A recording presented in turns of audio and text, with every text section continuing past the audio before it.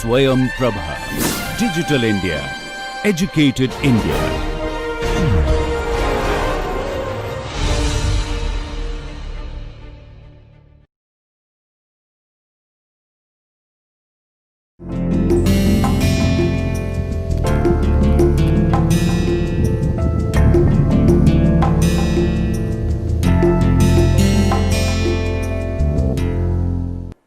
Hello and welcome to the 6th lecture in the blockchain series.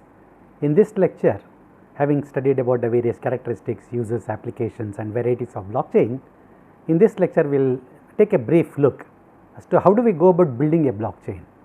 As we have seen, there are many varieties of blockchains, many platforms for developing the blockchains. We will take a brief look at how do we go about doing that. When we start about building a blockchain, one thing to remember is that blockchain after all is an information system. So, all the tools, techniques, concepts developed to build an information system are also applicable in the case of a blockchain. So, things like system development life cycle, SDLC, a technique, a tool developed in helping the building of an information system can also be applied in case of building a blockchain. For example, typical steps involved in SDLC like requirements gathering. To begin with, we have to identify the need and gather requirements that this particular information system is designed to serve, designed to a problem it is designed to solve.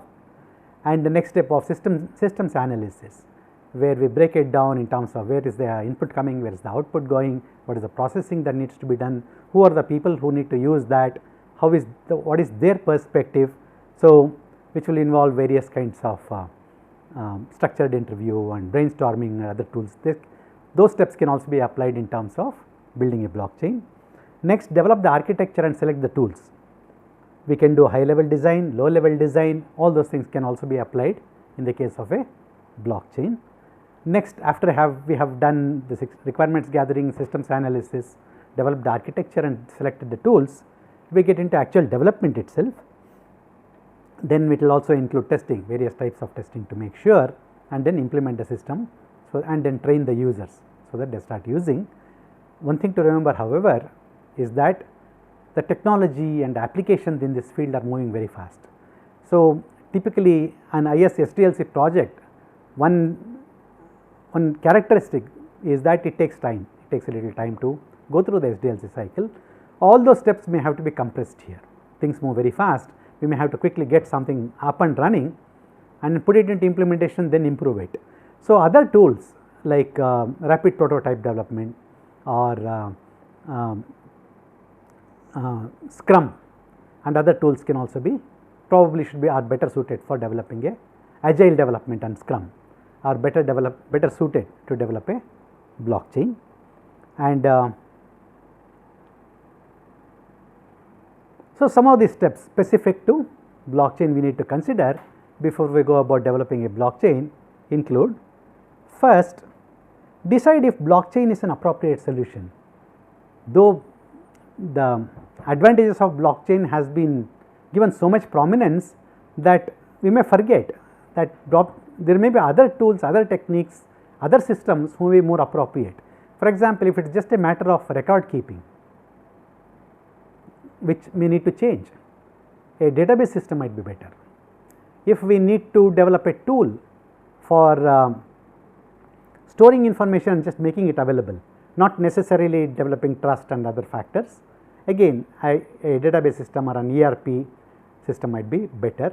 If you want a reporting system where we should be able to go gather data, arrange it in the form of a dashboard, present it in various forms, typically an ERP system might be more suited for such an application. Or if you are trying to draw lessons, draw patterns from that, a business analysis system might be more suitable. So, depending on the situation, we need to first choose, we need to first decide, is blockchain the most appropriate tool for this particular problem. So, some of the questions we need to ask are, what are the situations in which it is better to look at a blockchain, it is more suitable solution. One is, parties need to trust each other. Remember, blockchain is a ledger, but typically a ledger is maintained by one party, the accounting department, whereas in the case of blockchain, the ledger is maintained by all the stakeholders.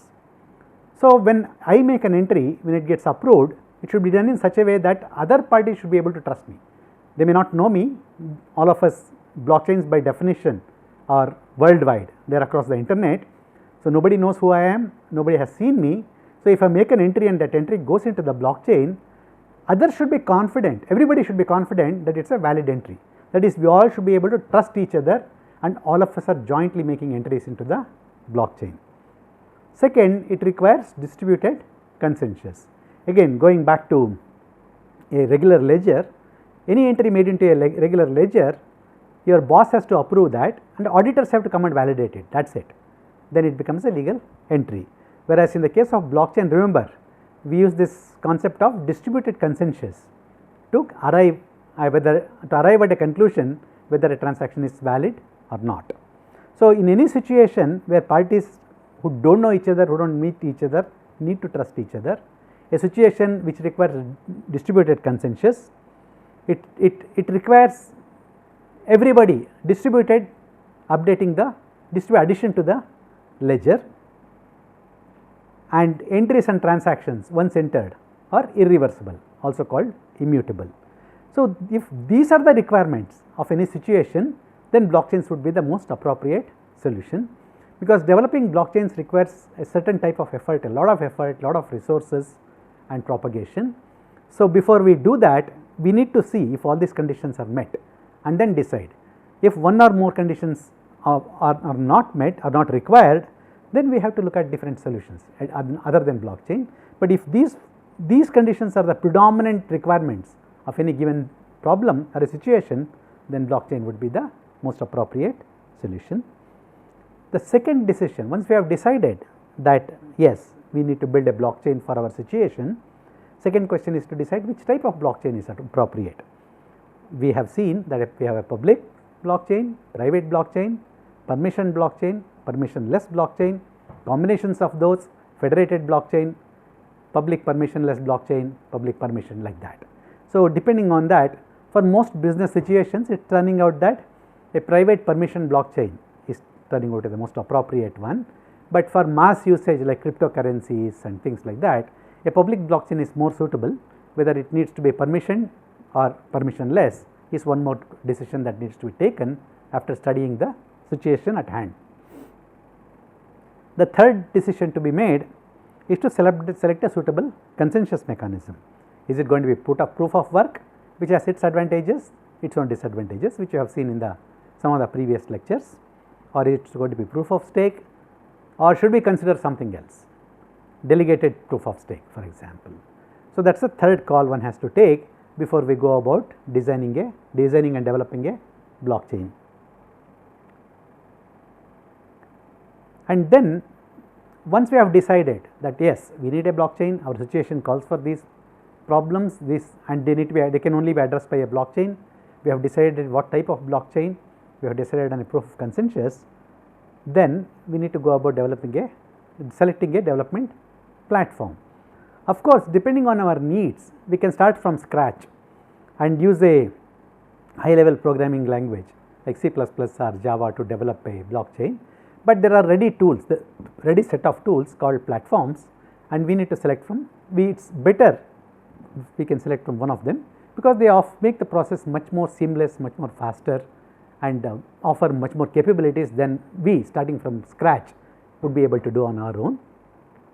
There are quite a few platforms available today, and we will take a look at them briefly after this. We have, for example, Ethereum. When I discussed about Ethereum being a cryptocurrency yesterday, I also mentioned that it is a platform. It is a platform which can be used to develop other blockchains. There is one called Hyperledger. There are quite a few. We will look at some of them. Then next, once we have decided the platform, we need to decide what are the nodes. Like if it is a simple public permissionless blockchain like Bitcoin, simple, there is only one kind of node. Everybody can get into the system, they can do all the activities. Otherwise, we have to design how many types of nodes are there, what are the rights, what are the responsibilities, what are the capabilities. That is the next part of designing how our blockchain is going to look, how are we going to build that. Then specific characteristics applicable. How do we identify identities? How do you know when somebody comes and says that he is so and so? somebody comes and says he is Sudendra Hanumantrao, how do we ensure that this person is who he claims to be? One way to do that is by digital signatures. For example, everybody gets a certificate. We can say that, for example, the government of Karnataka has a program called e-Procure. Anybody can download a tender document and digitally sign it. Digital signature is what? It is just an encrypted file. So, how does the government of Karnataka trust that my company is who it claims to be and we are eligible for bidding on this project? Government of Karnataka says it has identified 3 or 4 companies which issue digital certificates, TCS being one of them, a company called Encode being one of them. Government of Karnataka says you can send me a digital signature provided it is certified, we get a certificate from one of these companies. A digital certificate is nothing but a digital signature, a certification of my digital signature by an entrusted party, a trusted party. Government of Karnataka has said if you get a digital signature, if you get a certificate from any of these 4 companies, we will accept that. So, I go to TCS, there is a charge for that, I pay that charge, they give me a digital certificate which I can use as my digital signature, I download the tender document, sign. So, this is one way the government ensures my authentication. So, we need to decide how are we going to authenticate. One most common way is a digital signature, that is how most of the public permissionless blockchains do, but there may be other ways. I may make you sign a set of KYC documents, know your customer documents, based on that I may give you an ID and a password. One more way to ensure that authentication is done. We may require a biometric authentication, put your thumb imprint and things like that. So, we need to decide what kind of authentication our system, does it need authentication, what kind of authentication we are going to consider, what kind of permissions, does everybody be allowed to see everything, does everybody be allowed to mine, is everybody allowed to verify transactions. This we need to decide for each entity, for each node. Then what kind of handshake agreement, in encryption there is a thing called a handshake agreement, sometimes may get a bit technical, but let us assume that that is one of the factors that we decide, what kind of handshake agreements. Whenever a party comes in to do some entry, other than authentication, what other handshake, what protocols they follow and things like that. And of course, whenever we have encryption, one of the big challenges is managing the keys. Other than public key encryption, that is asymmetric encryption, where key distribution is not an issue, but there are other costs to that. Otherwise, how do we, for each session, we obviously cannot be using asymmetric encryption. How do we manage the key management? How do we manage the key distribution per session and things like that? What kind of keys are going to use? What strength of keys? Strength of keys is typically measured in the length of the key. A 2048 bit key, 1024 bit key. The general assumption is bigger the key size, safer the encryption. These are all some of the issues we need to decide in advance before we go about developing a blockchain. And next, do we need smart contracts? If it is just an accounting or a ledger system where we just store data that people can verify and use it for whatever purpose, maybe we may not need a smart contract, because it requires effort to develop and build smart contracts on top of a blockchain. So, then we have to design, do we need smart contracts? What should this smart contract do? Do we need multiple types of smart contracts? Those are some of the decision factors when it comes to smart contracts. Then of course, an administration user interface, how does it look to users, how user friendly it is, what rights do administrators, if it is not a public permissionless blockchain, if there are administrators, it is a private blockchain, who are the administrators? Is it going to be one person, a group of entities, are they going to be in a delegate, do they work in a delegated fashion, can they delegate to others? If a group of administrators who are chosen by other participants, if one of them is not fulfilling the requirements, not fulfilling the job, how do we replace them? How do we replace existing administrators with others?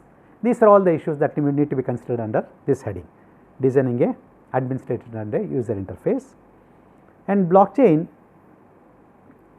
in most cases as we have seen, except in the case of perhaps cryptocurrencies and some other cases, they have to interact with outside systems. Even in the case of cryptocurrencies, they have to, whenever an exchange comes into the picture, a cryptocurrency blockchain may have to interact with the wallets, hardware wallets of that exchange. So, another factor to be considered is what are the interfaces that this blockchain has to interact with, and that they need to be designed in advance. interfaces to hardware wallets, interfaces to databases. In fact, it is now a complete area of research in terms of what databases are most suitable to store the blockchain data. As a matter of fact, I mentioned in that one of the earlier lectures yesterday that the size of the Bitcoin database is reaching 100 gigabytes. As databases grow bigger and bigger, even new techniques are required to make them run with appropriate performance. As data gets bigger, it tends to slow down. So, what database structure is suitable to meet the performance requirements? And that is one more factor we need to design. What kind of performance our blockchain has to fulfill? How many transactions should it be capable of handling? And what kind of input does it take? Sometimes we may have to take input from other sources. To go back to the pizza example with the smart contract, how does the blockchain know that the pizza has been delivered? The delivery man takes my signature, scans a barcode or takes some number, takes my certificate and submits it to the blockchain. How does the blockchain read that and authenticate that? So, such factors also need to be designed, thought of and designed in advance. So, as you can see, putting a blockchain is not simply developing IT system, something that we can just throw out. We have to first design it properly.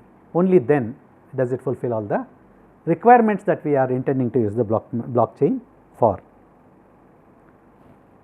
Before we dive deeper, let us briefly look at what is a platform. I used a word development platform, giving Ethereum as an example. What is a development platform? A platform, and before that let us address why do we need a development platform? Why can't I use just Java to start building my blockchain? Why can't I use just C++? Why can't I use Python before I start building my blockchain from scratch? The importance of a development platform is that they make the task of developing a system much easier. They come with a set of tools, techniques, various hooks and links and protocols that we don't, it's like building a car by making all the parts. Building a blockchain with starting from scratch like C++ or Java is like building a car with making all the parts. We build the engine, we build the transmission, we build the wheels, we build the steering, we build the chassis, we build the body, everything. You can say how long that will take, how much effort it will take. Instead, there are companies which provide all these systems. There are companies which build a chassis, they build an engine, they build the transmission, they do the wheels and brakes and the fuel system. There are companies which are building all these components already. We can just put them all together into one package.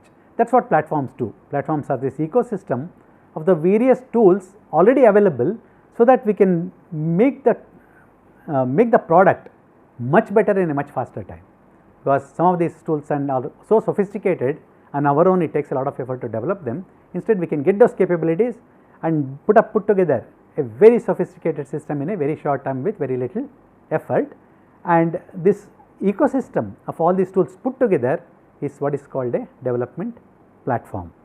So, a development platform, let us look at more detail, is a package to manage a full system development. They have tools to code the product, they have tools to present the product on the screen, they have tools to test the product, they have tools to archive it, maintain versions and link to databases, link to your modem and other telecom systems, link to email. All these tools are provided in one single platform. So, it is a package to manage a full system development. Typically, a platform can support one or more languages. The two, for those of you who have come from the IT background, the two most common development platforms you would have heard of are .NET from Microsoft and Java or J2EE, Java 2 Enterprise Edition, which is maintained by Oracle, but publicly available for free. So, both support, we will see those two in a little more detail for comparison. Just to make the concept clearer, they should support one or more programming languages. When I mean languages, I mean programming languages. They have a program editor and version manager. We need a tool to write our programs, save our programs, make sure that the previous versions are all available. When I make changes, they track the changes. So, we need a program editor and a version manager. In case of blockchain, one key element of blockchain is building the consensus mechanism, meaning the platform, if it includes consensus mechanisms, it makes our job much easier. The moment I say I need to have proof of work, if this platform offers me a ready-made code to build in proof of work, that makes my job much easier. I do not have to start from scratch there. They need to have the platform support authentication and permission tools, all three, whether it is .NET, Java or various blockchain platforms. They give us various tools to manage authentication. How do we accept digital signatures? Do we accept ID password? Do we accept a biometric? How do we get those? How do customers authenticate themselves? How do we manage permissions? There is something commonly used called RBAC, role based access control. A similar concept, if I am logging in as an employee, I can just go and look at my records and my salary. On the other hand, if I log in as a manager, so I am the same person, but my role is different. As a manager, I can look at the salary of all the people who report to me. So, based on that, permissions can change. So, we at times we will need that kind of role based access control in blockchains also. All these platforms offer tools for managing authentication and managing the permissions. Tools for interfacing with the databases. Today, almost by default, there is a protocol called ODBC, online database connectivity, and that most packages use to connect to databases, and same thing might be included in a blockchain platforms. Most platforms give tools like ODBC to connect with different databases. Most platforms also give facility, they have advanced tools for modularization. For example, I develop printing routine. I develop a printing routine that can be used anywhere. So, the program that is built for printing on a laser printer can be put it in a separate box, separate module.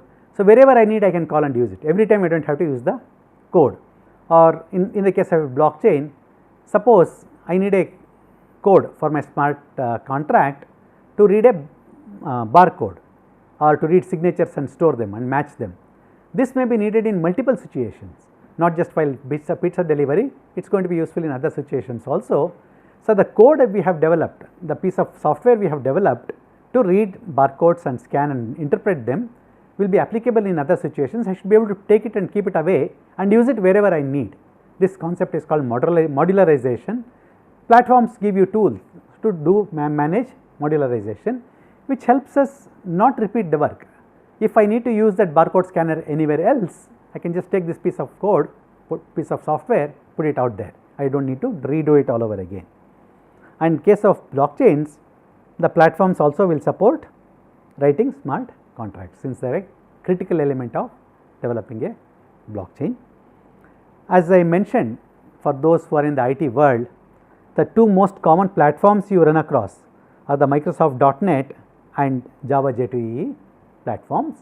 For the sake of clarity, just let us briefly look at what those two platforms do. How do they compare?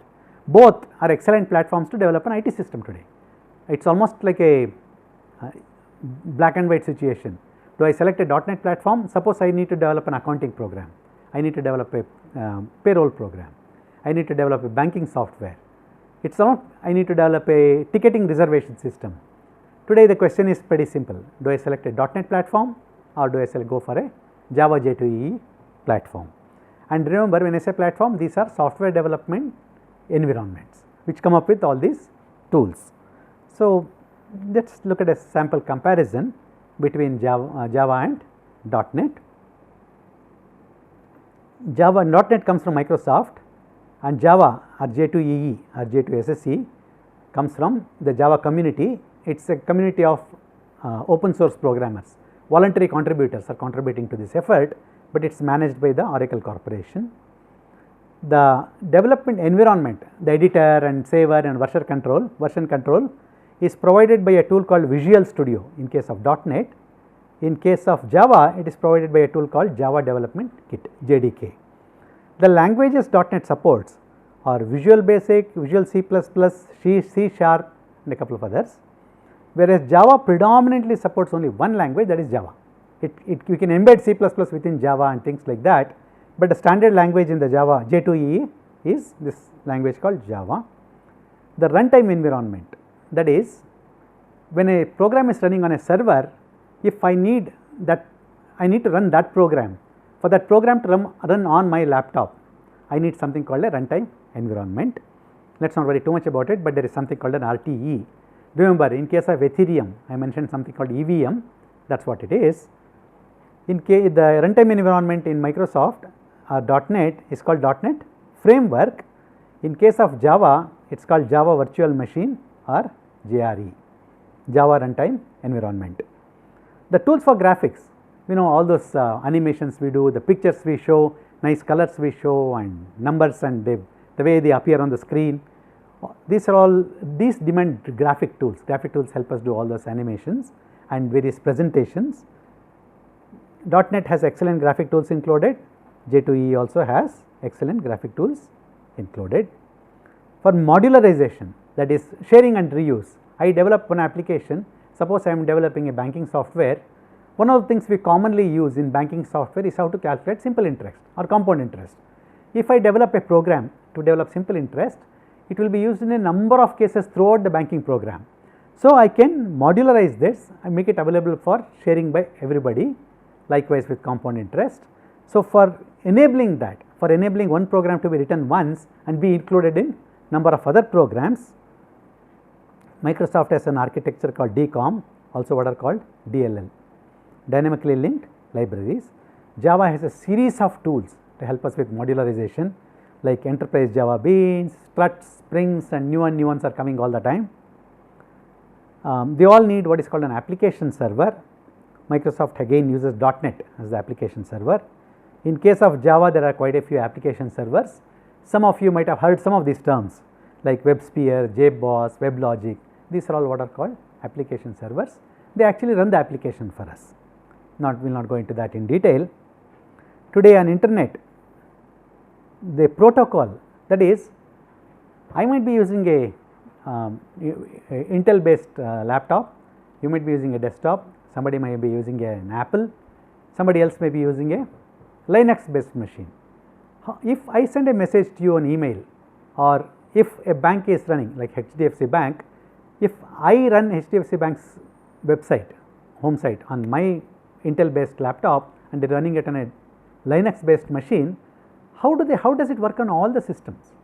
It is written in once, there is only one server. How do they all understand each other? Even though they are such different systems, how do they all understand each other?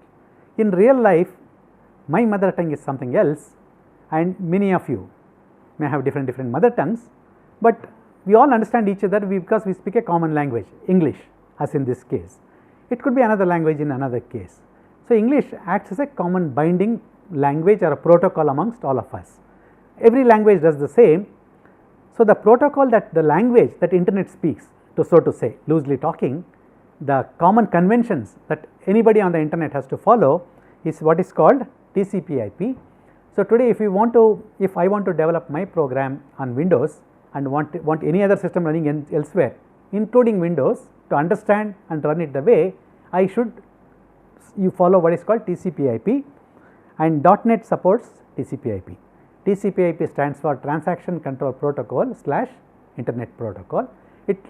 For the non-technical ones, let us assume that this is the language that everybody has to speak on the internet for all of us to understand each other.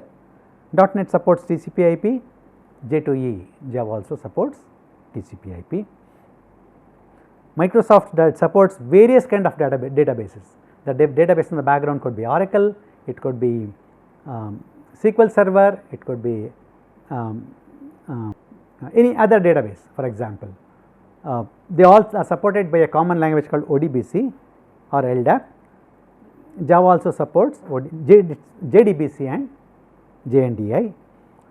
There is a service called Directory. Microsoft supports Active Directory. Java supports also various directories.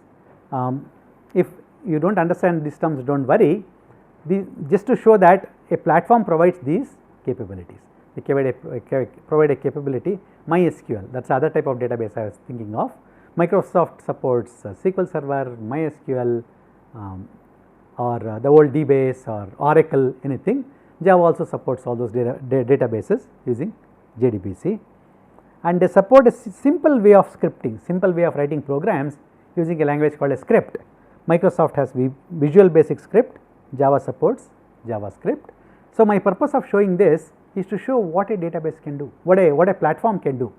While developing an information system, we have to do all these things. So, there is no point in us developing tools and code for all of these. Platforms already provide all these tools. So, once they provide, what I have to do is to just put them together and write my application. If I am writing a banking application, I will focus on doing how to do banking rather than worrying about how to control, how to connect to the database, how to connect to the internet, how to draw all the tools. The platforms provide all those tools. They make our job much easier so that we can develop a very sophisticated system with all the capabilities with much lesser effort and also make it reusable. If I develop a banking system for India, the banking system I developed for say Sri Lanka might be very different, but I can use the components from this to build a brand new banking system for Sri Lanka, applicable in Sri Lanka, because these tools provide us the capability to modularize that and use the modules, make them reusable.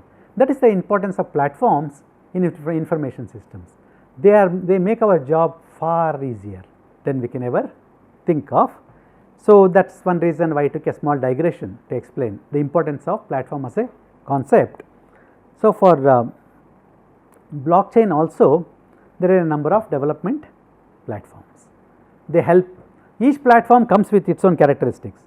For example, a .NET application developed in .NET on the back end may not easily interact with another application developed in J2EE. It requires much work to make them work together. So, before we select a platform, we need to make sure that that particular platform offers us the features to work with. For example, Microsoft supports Visual Basic and Visual C++. It does not support Java, whereas JDBC platform, J2EE platform supports working only in Java. If all our programmers know only Visual Basic or C++, it is much easier, it is much better for me to develop my application in .NET in comparison to another company where most of the developers are from the Java world, in which case there is no point going for the Microsoft, the .NET platform. So, like that, in case of blockchain platforms also, they bring different strengths to the table. Each platform has different strengths. So, before we select one platform, we should carefully evaluate whether this platform has all the requirements that we are looking for. And second, the field of blockchain is evolving very fast. So, one more thing to keep in mind before we select a blockchain platform: who is supporting this platform, who are developing this platform. All the platforms are still evolving, they are still developing, obviously much work needs to be done. So, it is also important to see how is this platform evolving, who are the parties who are supporting it. If I develop my blockchain today and I expect this program to last for the next 25 years, will the platform be there, will the platform develop to take into account new technologies coming into the picture. So, that is one more factor to be considered before we select one blockchain platform over the other. Having said that, let us look at a few of these development platforms. One is obviously Ethereum. This is the same slide as I have presented yesterday. It is a platform for developing public permissionless blockchain by default, and it also provides its own currency. So, if I use Ethereum platform to build my blockchain, I can also launch my own cryptocurrency. If it is not for cryptocurrency, it still gives me a provision to use a token. A token may have monetary value, token may not have a monetary value. I can still use a token and use it for some purpose within my application, which can be pretty useful in many situations. As we have seen, it provides incentives based on proof of work model, but it is also now it is supporting incentives based on proof of stake. So, depending on whether we want, we can choose either of the incentive scheme. It provides a client run model, that is, if we develop a blockchain platform, anyone who wants to run that particular blockchain on their system, it provides a runtime module to run it on their system. Ethereum supports smart contracts. Smart contracts is probably a requirement for blockchains today. Ethereum was one of the first platforms to support smart contracts. It provides a language called Solidity. I have made a spelling mistake here as Solidify, it should be Solidity scripting language. Ethereum's security initially was a bit suspect, but now it is improving dramatically. This platform, though out of the box, it builds a public permissionless blockchain. It can also be used for developing permission blockchains, and most importantly this platform has lot of industry support. That is, Ethereum actually was developed by one person, his name is Vitalik Buterin. If those of you have access to YouTube, you can search for his name. Various places he has explained how he has developed Ethereum, where does he see it growing, what is his opinion on various other blockchains. Very thoughtful, knowledgeable person, very young person. He is one person who actually developed Ethereum, but today it is no longer dependent on him. There is an independent group of big companies, they formed a consortium and an alliance. So, they are supporting Ethereum, they are supporting its development called Ethereum Enterprise Alliance. Why is it important for us? It is important because so many parties see the importance of this particular platform. They are putting resources. Ethereum is available for free, by the way, but they are putting resources to developing it, making it do more things, do better things. Tomorrow a new technology comes in, say for example quantum computing, something that people are talking about. These parties have enough resources to include that in the Ethereum platform to support for quantum computing. So, we can be fairly certain that if we adopt this platform, as we move forward, the platform will keep up with the requirements and platform will keep up with the developments in technology. And importantly, as of today, the industry giant Microsoft is supporting Ethereum development platform on their cloud. So, with minimal effort today, we do not even have to own a computer or any computing platform. We need to own a computer to access that, of course, but not to run it. We can go onto the Microsoft Azure cloud, build our platform, build our blockchain from scratch using the Ethereum platform. So, it is one of the most commonly developed. In fact, JP Morgan's own JP Morgan coin is built on the Ethereum platform. This is a simple example of a code in Solidity. It is a contract for developing some coin. Those of us who are comfortable with JavaScript can see a lot of similarities with JavaScript. It is a fairly easy language. Anyway, when I am giving a discussion, let me make a correction also. The language should be Solidity. So, those who are very comfortable with Java and JavaScript can see the similarity between Solidity and JavaScript. It is easy to use language. The second big development platform is called Hyperledger. It is a forum sponsored by Linux Foundation. Again, people from IIT, even those who are not from IT probably recognize the word Linux. It is probably one of the most common operating systems today, available for free. Lot of companies are supporting it. They do not charge you for the operating system itself. You can, if you want help and if you want support from them, they will charge for that, but the operating system itself is completely free. There are many types of Linux today. There is SUSE Linux and Red Hat Linux and Ubuntu. All these are supported by independent parties. So, it is a very popular operating system today. It is managed by a foundation called Linux Foundation. Again, a bunch of important companies are together joined Linux Foundation to develop another platform for developing blockchain called Hyperledger. And interestingly, many of the companies are members of both. They are members of the Ethereum Enterprise Alliance. They are also members of the Linux Foundation's Hyperledger platform. Companies like Microsoft, IBM, JP Morgan, many of them are members of both platforms. The idea of this Hyperledger is aimed at developing open source blockchain platforms. It is an open source in the sense that anybody can download these tools. You can look at the code. If you want, I can modify the tool to meet my requirements and give it to others for free. These tools are completely free. The code is available for distribution amongst ourselves. We can make changes, we can look at the code and we can use it completely for free. There is a complete movement called the open source movement or the free software movement. There are some minor differences between them. The foundation, the driving force for this foundation is that thought that software is free. Major technology and finance players are members. Not only are they members of this foundation, each of them have independently developed some tools and they have contributed to this. IBM says I have developed this particular tool called Hyperledger Fabric, I will give to this foundation for free, anybody can use it. Even though IBM spent resources developing it, they made it available to everyone. This platform Hyperledger is not one single application, they have developed a series of tools meant for different purposes, and each one can function independently as a platform. There are right now 5 tools or 5 platforms one could say. One is called Hyperledger Fabric. This is probably the most common among all Hyperledger tools used.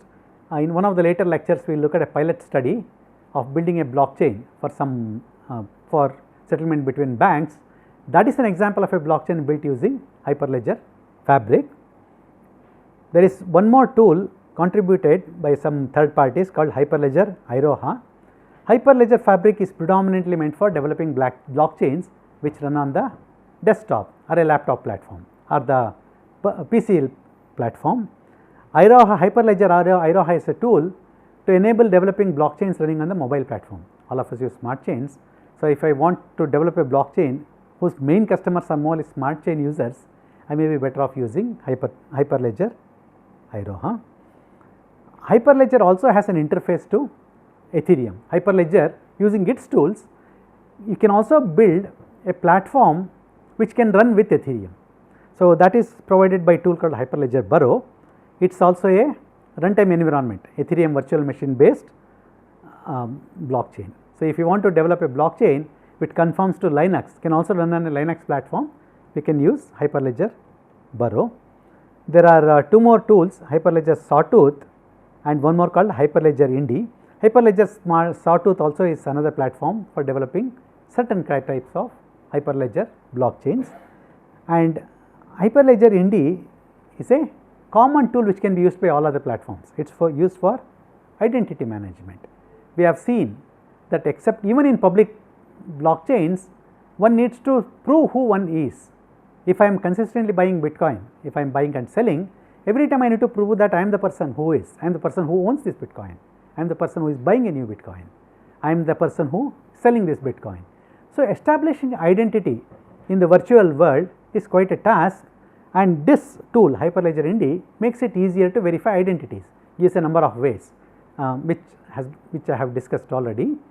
Tools like providing your certificate, your biometric, your ID password, your PIN, your smart card, various tools, and maybe providing an OTP through a smartphone or using those QR codes. So, this tool makes that job easier. We can build in this identity management into any of the blockchains developed from these other tools. So, it also provides other tools like one set of tools called Cello for deployment. Once we have built a blockchain, we have to deploy it into various sources, we can use that. It also provides a set of tools for analytics. Analytics means we have collected so much data, how do we read all that data, see patterns and draw information from that. There is a whole field today called business analytics, which is a very growing field. Lot of work is going on, lot of research is going on, lot of jobs are being created. So, to do analytics, you must have heard of analytics tools like R and SPSS. Hyperledger provides one more tool, bunch of tools, not exactly same as them, but to work within the Hyperledger platform called Hyperledger Explorer. So, this Hyperledger also is becoming another very popular and powerful tool which is constantly being developed. So, a lot of blockchains today are being developed based on the Hyperledger platform. There are other platforms, so many platforms are coming up constantly on a daily basis, because both these platforms support particular type of blockchain, like Ethernet supports Ethernet based blockchains with its own proof of work or the consensus model, its own way of coming up with tokens, its own way of attaining consensus, distributing to nodes, its own way of performance. So, they both have their own strengths and their own limitations based on, and both are general purpose, they can be used for any purpose. There are tools coming up which are specialized for certain purposes only, like a financial sector has its own requirements, performance being one of them. Neither of them may be good enough, neither Hyperledger nor Ethereum may be good enough to match those performance needs.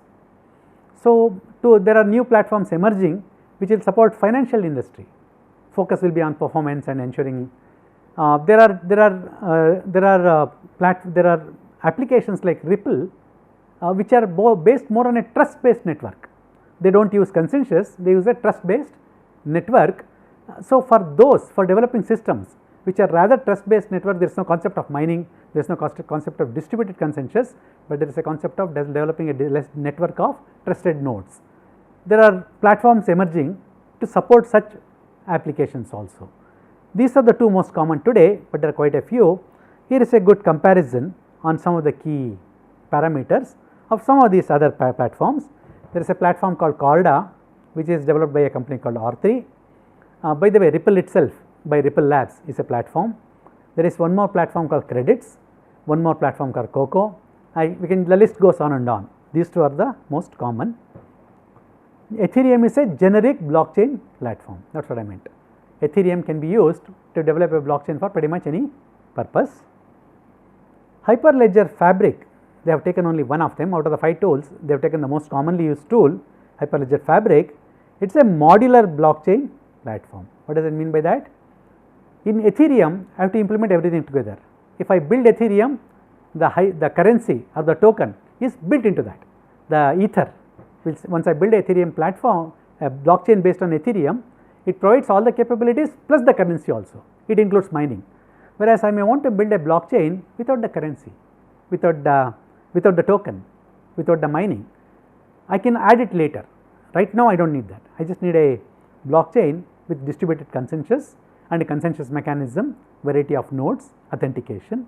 So, if I need to do only that much and add parts as and when I need, I might preferably use Hyperledger Fabric because it is a modular platform which lets me add one of these things. Remember, Indy is used only when I need identity management, right. So, for developing modular platforms, Hyperledger is its strong point, whereas R3 Corda, as I was just alluding, it is a specialized distributed ledger. In fact, look at that, they do not even call it as a blockchain, it is a distributed ledger platform for financial industry. As I said, financial industry has certain specific requirements. This platform is developed specifically to help develop blockchains and distributed ledgers for that platform. Credits, one more platform, is a blockchain platform with a decentralized ledger technology, which is a general platform. Coco is a blockchain ledger framework, that is, it gives certain tools, based on that I can design blockchains with more control than I can do with perhaps Ethereum and Fabric. The programming language supported by Ethereum is Solidity, whereas Hyperledger Fabric has its own language called Go. It also supports Java, which makes it far more applicable because so many more people, we have a whole mass of people, mass of skill level sets, available manpower for very skilled in developing Java. Corda and R3 supports a language called Kotlin. Credits supports Java and JavaScript, even better. Coco supports C++, C#, various languages for smart contracts. So, as you can see, these are much more flexible, they have more support for more generic skills, whereas in case of Ethereum I have to learn Solidity, whether in case of Corda I have to learn a language called Kotlin. And compare this, when I said platform, compare with this slide. As you can see, the features are different in this case, the features that they support, but the comparison, the basis for comparison remains the same. So, that is how we compare platforms. If you can see on the first column, the features here, these are different for each platform, but comparison is based on those features. So, that way this is almost similar, the features are different to compare, but once we define the features, we compare platforms to define their strengths and weaknesses. Governance, who is governing what goes into Ethereum next, what advances go in. When there is a problem with Ethereum, which has been in the past once or twice, who fixes that? That is the governance mechanism. In case of .NET, Microsoft does. If there is a problem, I go to the Microsoft company and say, look, there is this problem with the graphic tool. Microsoft will fix it and send us a patch. In case of J2EE, there is the Java Foundation run by Oracle. I can go to them, a bunch of voluntary programmers will fix that. So, who is the governance? In case of governance, Ethereum is Ethereum developers, but this information is to be updated. Now, there is a Ethereum Enterprise Alliance, there is a there is a group of companies who have joined this consortium or this voluntary organizations to which they are all contributing efforts. They are the ones who are maintaining, they are the ones who are governing. If I develop some flashy new tool for Ethereum and I want it to be part of the Ethereum distribution, I go to Ethereum Enterprise Alliance and tell them, look, I have developed this tool, take a look. They will evaluate. If all of them agree that it is a good tool, they will include it next time. If there is a bug, if there is a problem, if there is a need, I can contact the Ethereum Enterprise Alliance. They will consider that and fix the problem. Somebody will voluntarily fix it, they will distribute it. Linux also works exactly the same way. There is a Linux Foundation. If there is a problem with Linux, bug, I can report it to them, they solve the problem. If I develop some nifty tool in Linux, I want everybody to enjoy the benefit of this tool, I can present it to Linux Foundation, they will include. Next time whoever downloads, if they include my application, from tomorrow onwards, whoever downloads the Linux operating system, they will get my tool also included in that. So, that is the governance. In case of Ethereum, it is a Ethereum Enterprise Alliance. In case of Linux, it is the Linux Foundation. In case of Carda, it is this company R3. In case of credits, there is an organization called Credits Project. Microsoft has its own platform other than Ethereum, it supports Ethereum, called Coco. Ripple is also a platform, it is supported by an organization called Ripple Labs. It is a commercial company, commercial organization, but they are the ones who provide governance for all of Ripple. Is it open source? What is open source? Can I download this application for free? Can I look at the way software has been written? Can I modify that software for my purposes?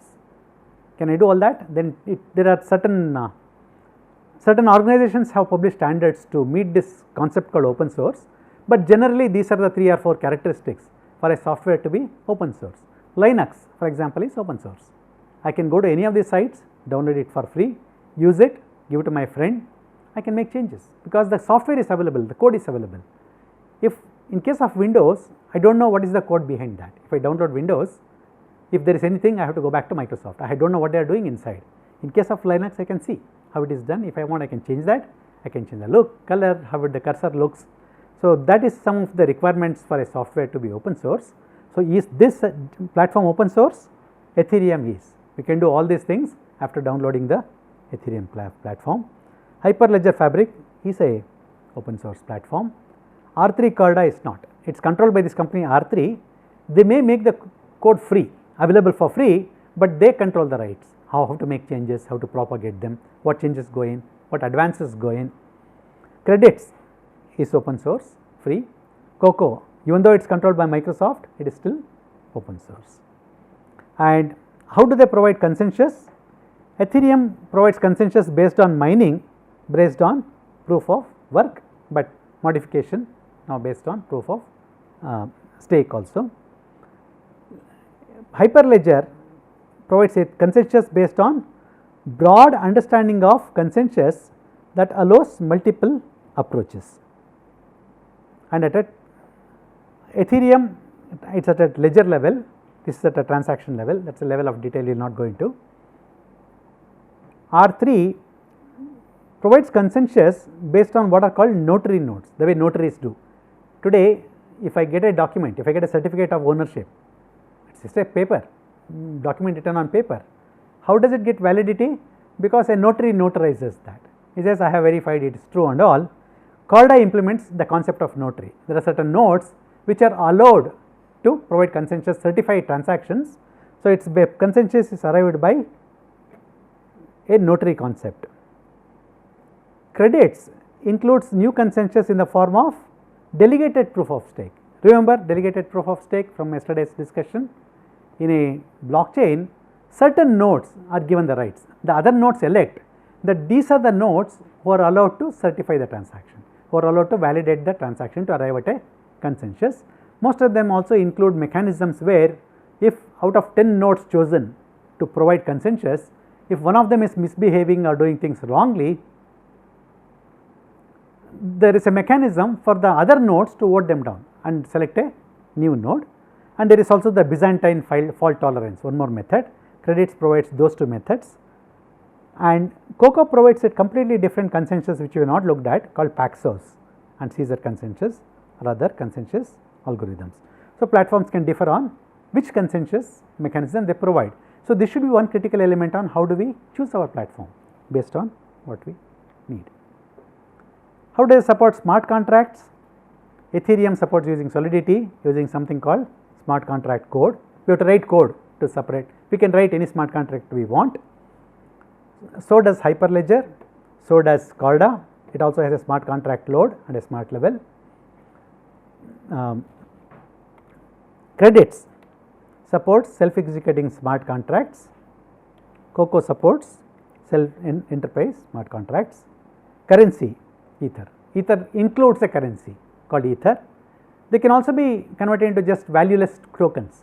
Currency has a monetary value. When we say currency, which automatically means that it has a monetary value, instead we can use it as a token of denomination, some worth, not necessarily monetary. Hyperledger does not have tokens. That is one critical difference between Ethereum. It has no tokens or a currency, but if necessary, there is an additional module called chain code. We can include that to build currency within Hyperledger based blockchains. Corda does not have any currency. Credits has an internal cryptocurrency. Coco has no currency.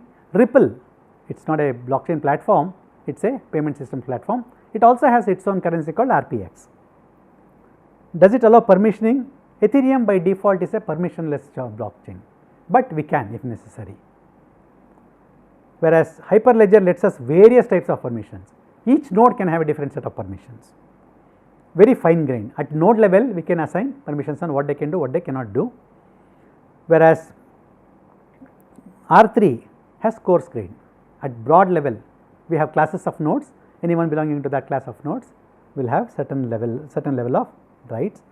Whereas credits has much more fine grained. We can go to node level and assign, or even more. Coco also has what is called a coarse grained permission. How long does it take for a transaction to confirm? Ethereum does it in approximately 12 seconds. I was talking about performance. That means only 5 transactions can be performed per minute. It takes 12 seconds. In case of Hyperledger, transaction is validated within instantaneously. All the other 4 R3, Coco and credits transaction is simultaneous. The cost of transaction, Ethereum involves mining. For approving a transaction, adding a block, it involves mining. So, there is a cost to that. So, a fee must be paid for transaction and it takes time, which is one of the problems with mining based blockchains. No fee because there is no mining in Hyperledger, no fee in the case of R3. There is a cost in credits currency. Credit currency seems to implement a little bit of mining. So, there is a cost to that, whereas Coco has no cost associated. Privacy, in Ethereum out of the box there is no privacy because it is a public chain, whereas all these others afford privacy. That means we can make it into a private chain very easily. However, Ethereum also can be done. So, this will give you some idea of what are the platforms, what do we mean by a platform, what are the current platforms available for developing blockchains, what are the strong points, what are the weaknesses, and how do we go about, how do we select them, which serves our need. So, by now you should have a good idea of what is out there in the market and what serves our purpose. And this is one more comparison between slightly different platforms, and those of you who are interested can go into more detail on this particular platform. This has gone into, it looks at things in a slightly different manner, and it has more platforms included, including Ripple. There are many more in this list. It includes Corda as we see, it includes Hyperledger, it includes Ethereum and other ones, and some of the features are exactly the same: application, smart contract, language, data model, things like that. So, this is roughly a rough introduction. It is not an easy task. Developing blockchain takes a lot of skill and effort and collaboration with various parties. Probably with this you can get an idea of how do we go about doing that, and what are the tools available for doing, what are the features and design features that I need to consider. Based on this, we can go about developing a platform. This concludes lecture number 6. Thank you.